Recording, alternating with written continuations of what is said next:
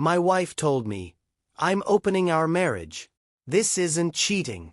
Then she disappeared with her boss for 6 straight weeks like she was upgrading to first class, and I was the carry-on she decided to abandon. When she finally came back, she had a full-blown Category 5 meltdown on my front porch that turned our quiet street into pay-per-view neighborhood drama. Hey Reddit, turns out Sophia treated our marriage like a Spotify premium trial she forgot to cancel.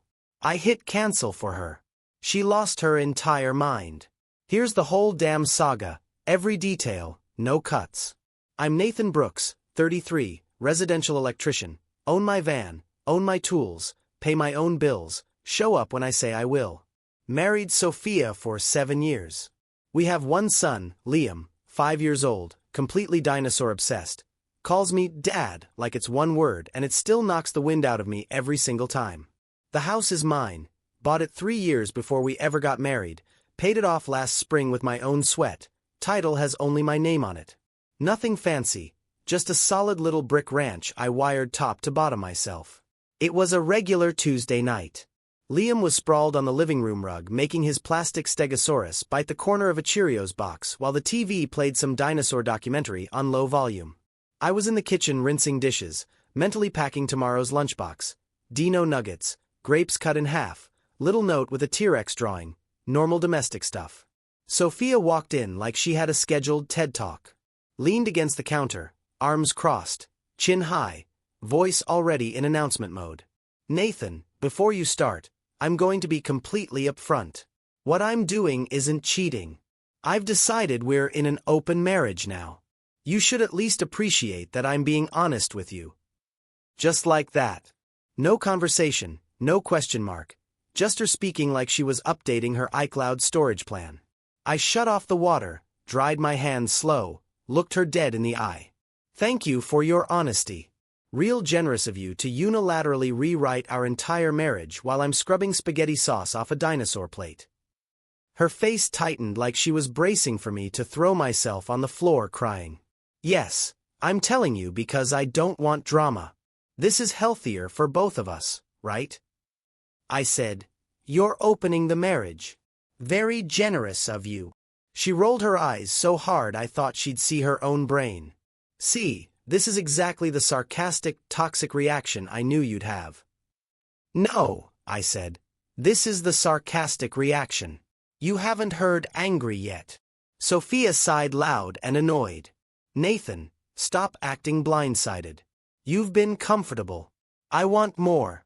I'm giving us a chance to evolve. You ever hear something so stupid your brain just blue screens? That was me. And I assume this evolution includes a specific person? I'm going on a 6-week work trip, she said, pretending she didn't hear the question. I'm telling you ahead of time. With who? I asked even though I already knew. She said the name like it tasted like money. Mason Ellington. Mason Ellington. Her boss. The same Mason who, at her firm's holiday party, asked me if selling electrical components was fulfilling, in that tone rich people use when they're really saying, I make more than you.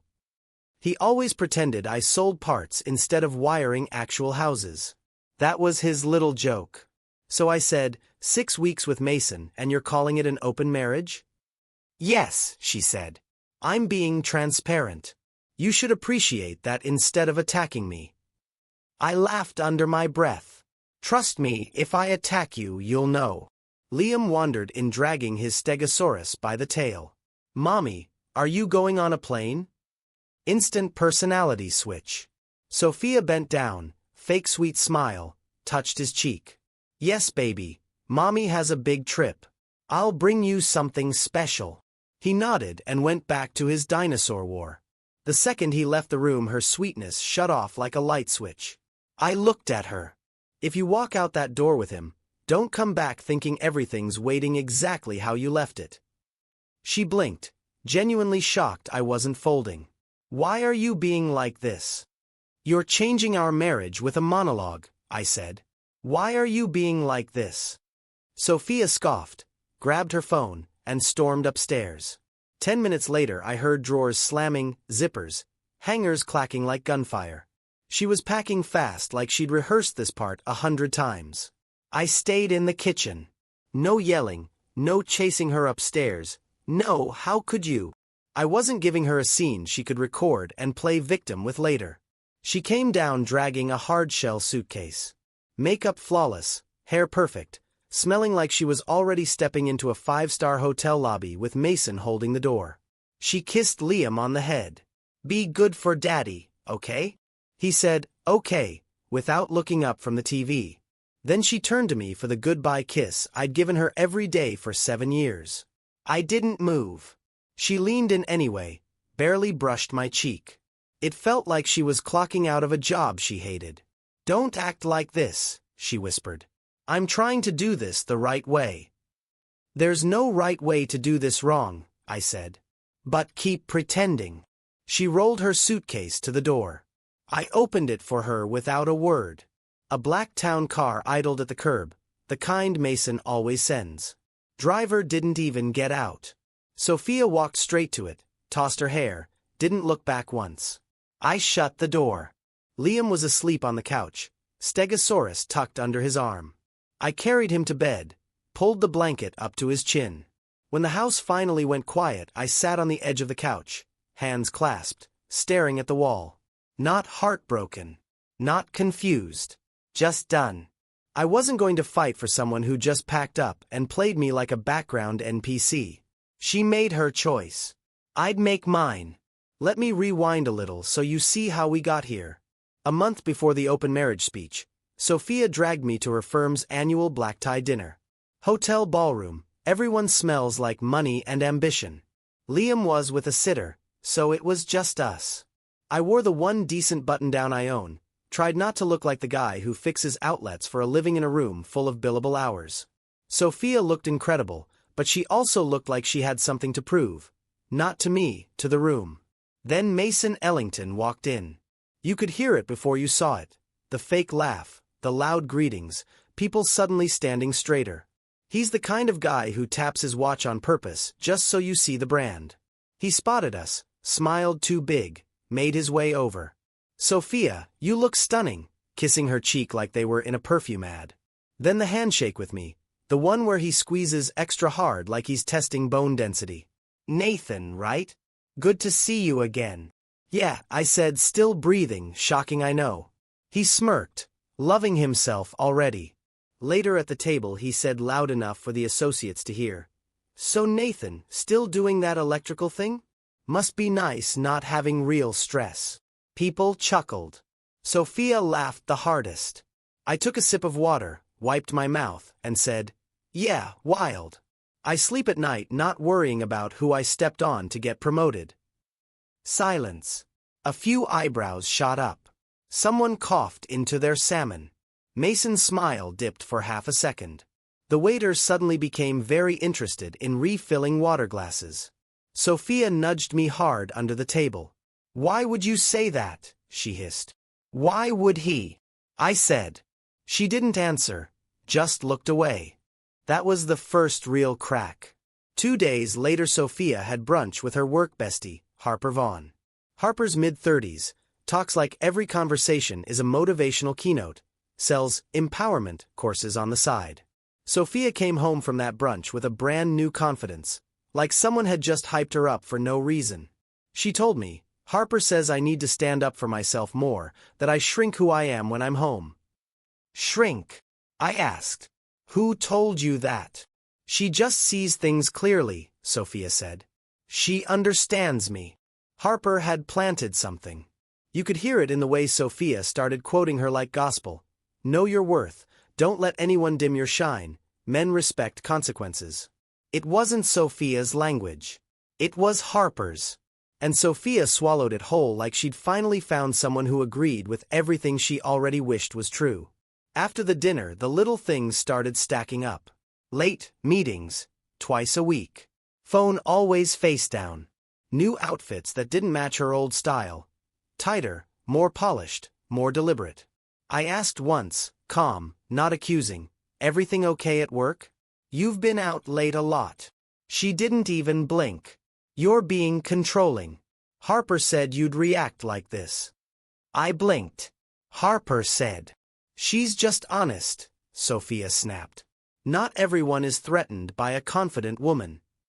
And there it was, Harper's voice coming out of my wife's mouth, packaged as self-improvement. I didn't argue. No point arguing with someone who already thinks they're the main character in a story someone else wrote for them. A few nights later I met up with the guys. Same hangout we've had for years. Cards, wings, trash talk. Nothing deep unless it needs to be. Shane noticed first. He's the chaotic one, always in the middle of a breakup or a bad idea. You've been quiet, man. That's not your brand. Spill. I shrugged. Sophia's been weird since the office dinner and since she started hanging with Harper. Shane pointed a wing bone at me. Stop letting weird slide. Weird becomes disrespect, and disrespect becomes a lifestyle if you don't kill it early. Logan, quiet as always, shuffled the deck and said, if someone else is writing her lines, she's not thinking for herself. Never a good pattern. Connor leaned back and watched me for a second. You good, man? For real. I'm watching, I said. Not reacting. That's the right move, Connor said. Just don't gaslight yourself. If it feels off, it's off. They didn't push. Didn't give speeches. Just made space for me to see what was happening without doubting my own eyes. When Sophia left for her 6-week work trip, the house didn't fall apart. It got quieter, sure, but the routine stayed exactly the same because I was already doing 90% of it anyway. Every morning, carry half-asleep Liam downstairs, make tiny pancakes he stacks like Lego bricks and calls a pancake robot. Ask, is mommy coming home soon? Not yet, buddy, but we're good. Eat up. Drop off at kindergarten, work, pick up, dinner, bath, bedtime story. Simple, steady, no chaos, no drama. Just being a dad. Sophia called every couple days, always on speaker first so she could perform for Liam. Hi sweetie, mommy misses you so much. Then the second he wandered off her voice went flat. I'm in meetings all day, I'm exhausted, what are you doing? Like I was supposed to be impressed. I could hear clinking glasses, loud people, music, laughter in the background. She never said where she was and always ended the call fast like talking to me was a box to check. About 2 weeks and the guys insisted we hang. They could tell I needed a night off. We met at Shane's garage. Old couch, beat-up fridge, smells like motor oil and bad decisions. Shane opened with full chaos energy. Sit down and inhale these wings before you start overthinking. Married men aren't built for thinking. I smirked.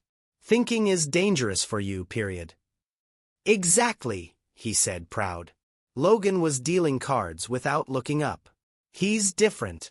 Hasn't said one sarcastic thing in 10 minutes. Something's wrong. Connor just watched me. I exhaled. She's been gone 2 weeks. Calls are weird. Background noise sounds like a cruise ship, not a project.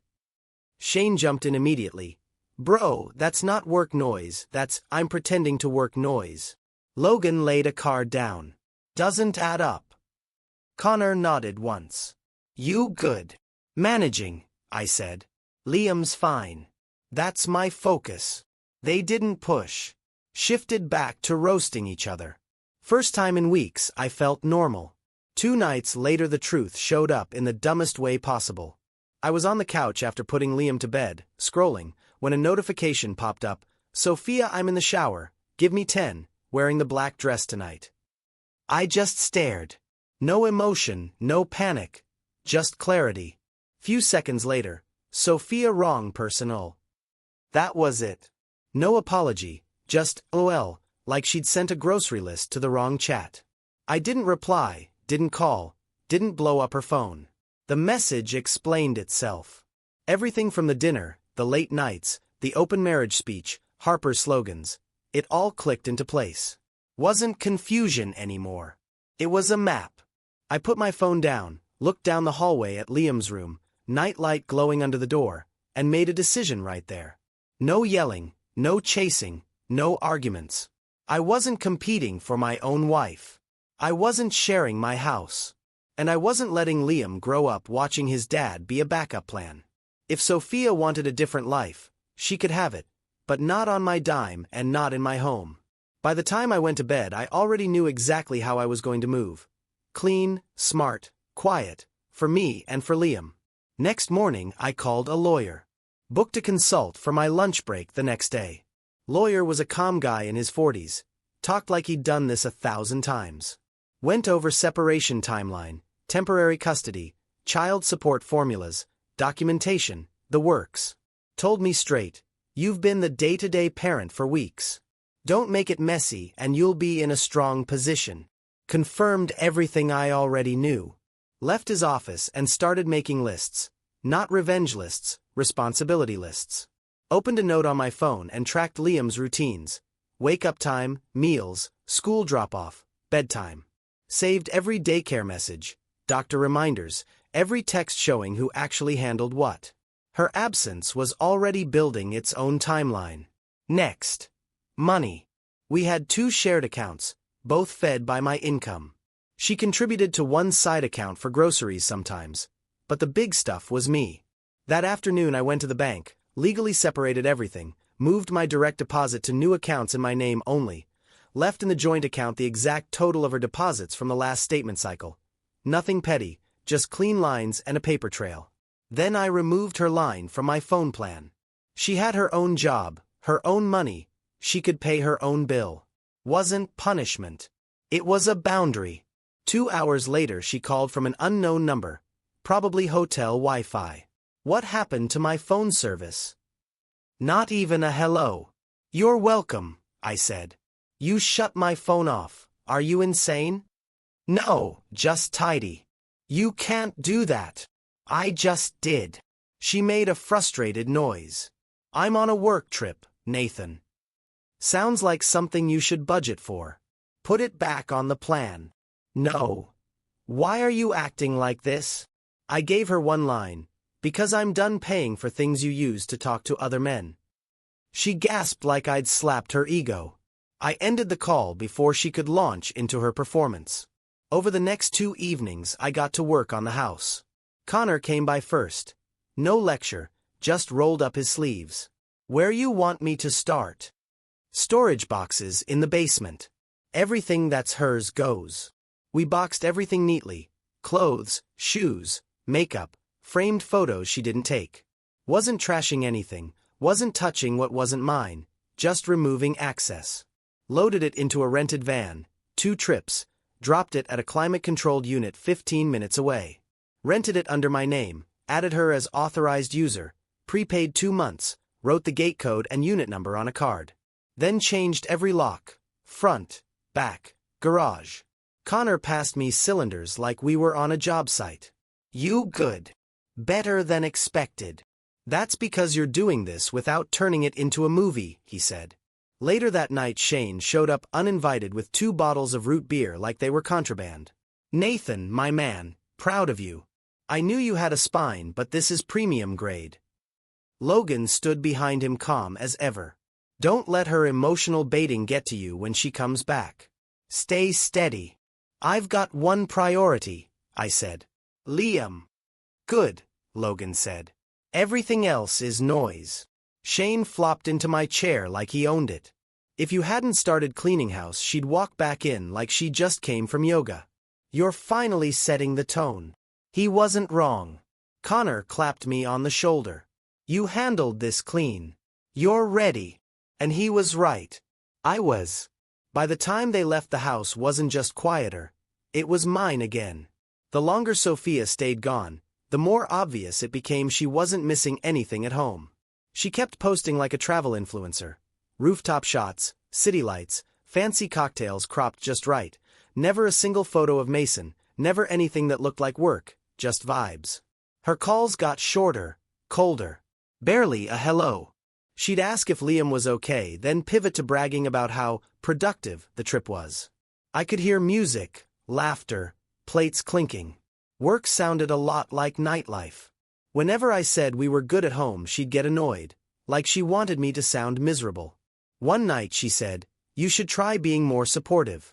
Most husbands would be proud." Proud of what? Of letting me grow. Right, I said. That's exactly what I'm doing. She knew what that tone meant. Call ended fast. Meanwhile, Harper Vaughn had her hooks in deep. Sophia started parroting lines like she was reading from a script. I'm learning to put myself first. You get reactive, Nathan. This is healthy distance. Those weren't her words. Those were Harper's voice notes echoing through her skull. And Sophia was definitely prepping for a showdown. Little comments about testing communication, asking questions that felt like traps, hinting she needed clarity when she got home. Harper was coaching her for war, and Sophia was eating it up. At home, nothing changed. Kindergarten drop-off, dinner, bath, story, bed. Liam started wanting to sleep with his stegosaurus, guarding the pillow in case Mommy comes back tonight. I didn't correct him. No point confusing a 5-year-old. One afternoon, I took him to the park. He sprinted to the slide yelling, "Dad, Dad, watch this," every 5 seconds.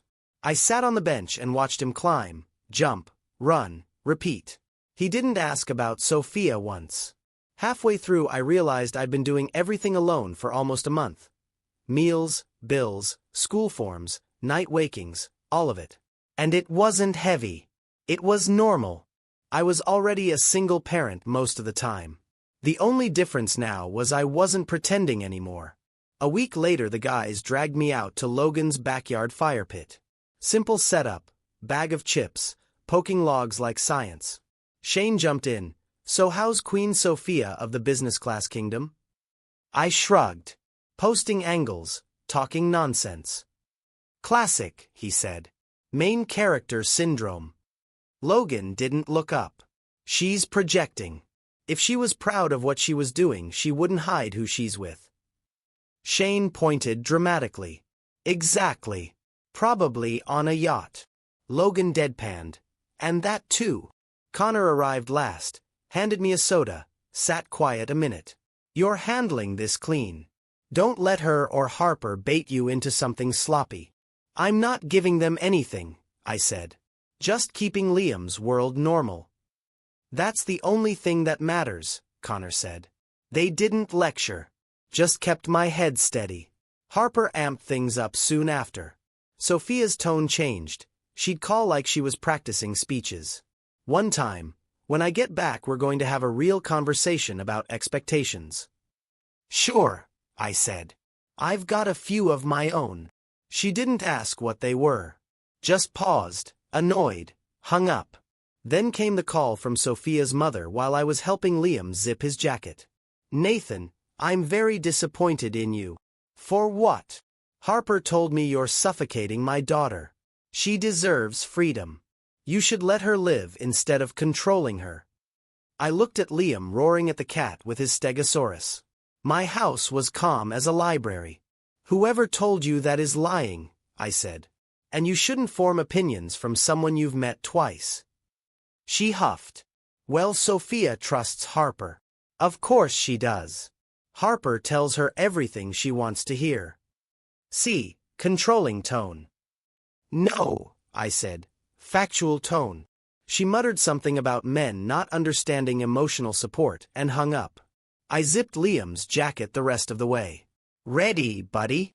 Yep. We walked out the door. 6 weeks to the day, Thursday afternoon while I was at work, my phone started exploding. Calls, texts, voicemails stacking. Why aren't my keys working? Open the door. Nathan, answer me right now. I didn't respond.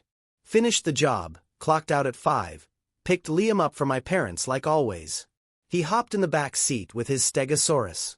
Dad, can we get fries? Yeah, after we get home. Turned onto our street and we could hear her from halfway down the block. Sophia on the porch, hair wild, mascara streaking, screaming at the front door. Harper standing behind her in sunglasses, arms crossed like bodyguard to the delusional. They didn't notice the truck had a child in it. The moment Sophia saw me, she pointed and shrieked, "You locked me out of my own house." Neighbors were already on porches. One guy across the street had his phone up like he was filming the season finale. I parked, got out calm, helped Liam down. He stayed behind my leg clutching his stegosaurus and fries. Sophia stomped down the steps, finger jabbing the air. You're out of your mind. You can't do this. Harper projected across the whole neighborhood. This is abuse. He's isolating her. Mrs. Delgado from next door walked over holding her mail. Everything all right? Harper stepped forward like she'd been waiting for an audience. No. He locked his wife out. He's controlling and she's terrified. Sophia added. He changed the locks while I was gone. He's punishing me. Mrs. Delgado looked at me. Calm, work boots, holding my kid's hand, then at the two screaming women, nodded slowly, and backed away. Witness secured. Sophia kept spiraling. You're a psycho, Nathan. Let me in. I ignored her, walked past, unlocked the door with the new key, went inside, grabbed the storage unit card, came back out. Liam had climbed out by then. Sophia spun and gasped like she'd spotted a celebrity. Baby, come give mommy a hug. She ran toward him. Liam froze, stepped behind my leg, gripped my jeans tight. No, he whispered. Sophia stopped dead.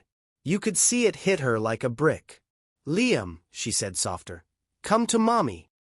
He shook his head and hid further. Harper tried to smooth it. He's confused. You're scaring him, Nathan. I cut her off. He's fine. You two are the only ones yelling. Harper's mouth snapped shut. I held out the card. Your stuff's there. Sophia snatched it, stared, then screamed. What is this? A storage unit. Yes. Everything's boxed. Everything's safe. Harper exploded. You can't legally do this. We're calling the police. Call, I said. They'll tell you it's civil. Sophia dialed 911 like she was auditioning for a true crime show. My husband locked me out and took all my belongings. We waited. Patrol car rolled up 10 minutes later. Officer took one look. Two red-faced women yelling versus one calm man holding his kid's hand and a Happy Meal, asked what was going on. Sophia rushed him. He changed the locks. He moved my things. He's trying to take my home. Officer turned to me. Sir. My house, I said simply. My name on the deed. We're separating. Her belongings are in paid storage. She has full access. Showed him the deed photo and my ID. He radioed it in as a civil matter, gave us an incident number, nodded politely, and left. Sophia's face crumpled. What? Harper jumped in. Officer, he's being emotionally abusive. Ma'am, he said, this is not a police matter. Tipped his hat to me and drove off. Sophia started sobbing. Loud, dramatic, attention-grabbing sobs. You ruined everything, Nathan. I picked up Liam. Come on, buddy. He wrapped his arms around my neck. I walked inside without another word and closed the door. Not slammed, just closed. Liam whispered. Mommy was scary. I kissed his forehead. Yeah, buddy, she's upset. Come on, let's watch your dinosaur show. He brightened instantly. Dino show. Dino show. We sat on the couch with his stegosaurus tucked under his arm, and the cries outside faded under the cartoon theme song. Next morning, 8 a.m. sharp. Text from Sophia. Staying with Harper. Don't contact me. Forwarded straight to my lawyer. He replied. Filing for temporary custody today. Extremely strong case. Listed the reasons. Voluntary abandonment of home for 6 weeks. I was primary caregiver entire time. Stable environment with me. Documented civil police call. Child clearly bonded and safe with father. By noon the paperwork was moving. That evening Liam and I ate chicken nuggets at the table. He looked up mid-bite. Dad, we're okay, right? I smiled. Yeah, buddy, we're okay. And for the first time in months, it felt 100% true. The morning after the porch meltdown, Sophia must have run to Mason for backup. Got a text from an unknown number around lunch. Don't contact me again. Handle your home situation first. Me, ice-cold corporate. Exactly how a man responds when his affair partner shows up with baggage. Didn't reply. That text alone told me the fantasy tour just hit a brick wall. By mid-afternoon my lawyer called. Temporary custody petition filed. Given the past 6 weeks and yesterday's incident, expect the judge to grant without hesitation. You've provided stability, he said. That's what matters. Meanwhile, Harper was burning her own reputation to the ground. Screenshots started flying in the group chat.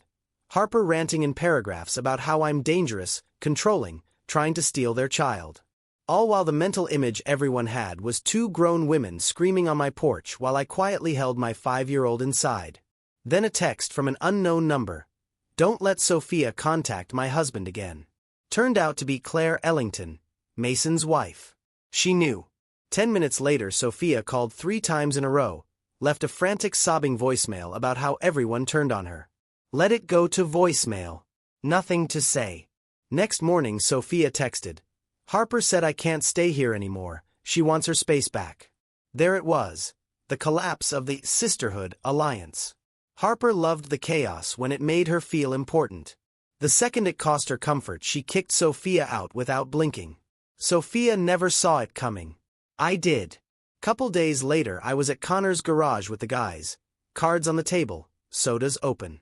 Middle of Shane ranting about his car breaking down 3 times in 1 week. Sophia walked straight in like she still belonged anywhere I was. Eyes swollen, hair messy, breathing heavy. Pointed at me. You ruined everything. Nobody flinched. She kept going, voice rising. You're taking my son. You're turning everyone against me. I cut her off calm. I didn't turn anyone against you. Your choices did that. She blinked like the concept was brand new. Shane leaned back. Here we go. Sophia stepped closer. You changed the locks, you moved my things. That's called separation, I said. You left for 6 weeks. I kept our son's routine stable. That's what courts look at. She opened her mouth. Logan beat her to it, dry and surgical. It's not controlling to stop being walked on. She stared like he'd slapped her with a dictionary. Shane added, you went on a 6-week date with your boss. You can't be shocked the house looks different now. Connor lifted a hand. Guys, chill. Then to me, you want to talk to her alone? No, I'm fine. Faced Sophia. Temporary custody is already in motion. Liam stays where he's been stable. You'll get structured visitation. That's where we are. Her voice cracked. I love him. I didn't say you didn't. But you weren't here. She froze. Shoulders slumped. Can we fix us? No, I said. We're past that. She looked at the 3 guys behind me. Connor calm, Logan unreadable, Shane ready to pounce if needed, and realized she had 0 leverage left. She left quieter than she came. The following weeks went exactly how the lawyer predicted. Judge reviewed everything. Her absence, the police call, neighbor statements, documented routines, screenshots, call logs. Temporary custody became permanent primary custody for me. Structured weekends for her. No overnights until further review. Judge didn't care about her Instagram sunsets. He cared about stability. Divorce finalized with a few signatures. No dramatic courtroom speeches. No begging, just paperwork. My parents brought Liam to the courthouse afterward. He came running yelling, Dad! Dad! And tackled my legs like nothing in the world had changed. Sophia tried to approach him. He waved politely, then reached right back for my hand. Not out of spite, out of comfort. That's when I knew I'd done the right thing. Not perfect, not pretty, but right. Sophia walked away with Harper's slogans and Mason's silence. I walked away with Liam's hand in mine and a clean slate. And for the first time in a long damn time, peace didn't feel temporary. It felt earned.